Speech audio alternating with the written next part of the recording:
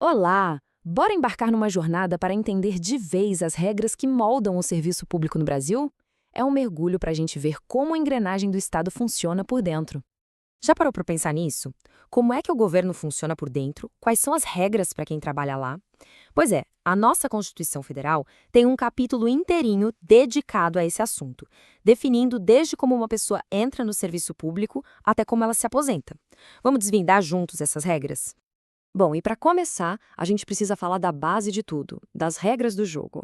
Antes de qualquer outra coisa, a administração pública precisa seguir um conjunto de mandamentos que são essenciais e que ditam como tudo deve funcionar. E esses mandamentos têm até um nome, um acrônimo bem fácil de lembrar: LIMP. Pode parecer só uma sigla, mas isso aqui é uma regra de ouro que vale para qualquer órgão do governo em qualquer nível. Funciona como a bússola moral e legal de toda a administração pública. Então vamos lá, letra por letra. O L é de legalidade, ou seja, o governo só pode fazer aquilo que a lei autoriza. O I é de impessoalidade, que exige tratar todo mundo de forma igual, sem favoritismo.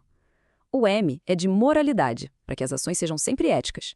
O P é de publicidade, garantindo que tudo seja transparente. E o E é de eficiência, que é a busca pelo melhor resultado com o menor custo. Esses 5 princípios são o alicerce que sustenta toda a máquina pública. Certo, com as regras do jogo estabelecidas, como alguém entra para esse time? A Constituição é muito clara sobre qual é o principal caminho, e ele foi desenhado para ser o mais justo possível. Essa porta de entrada é o famoso concurso público.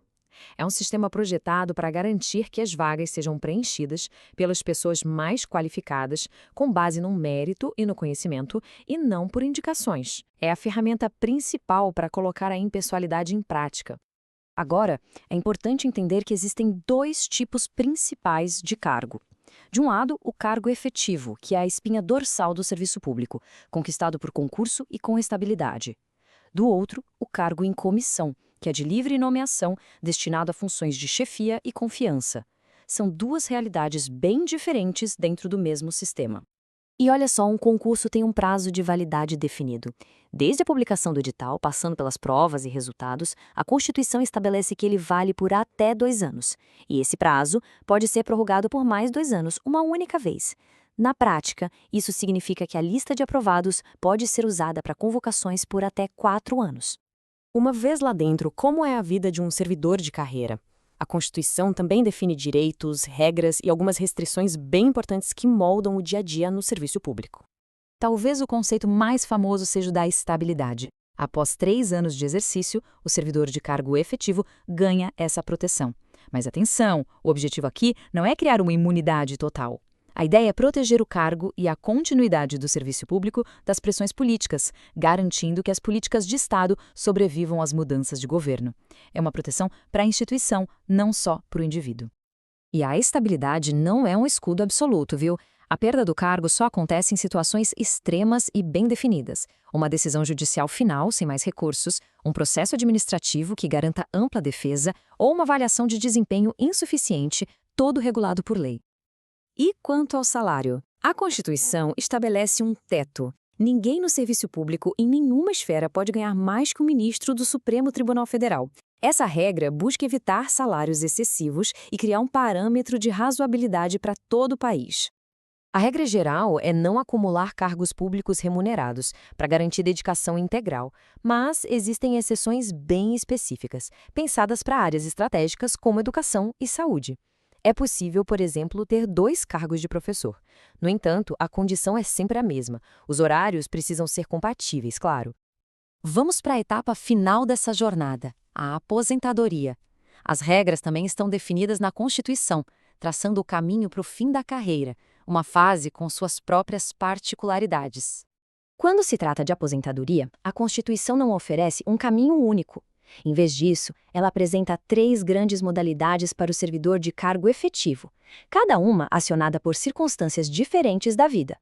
A primeira é a aposentadoria por incapacidade, para situações em que a saúde impede o servidor de continuar trabalhando.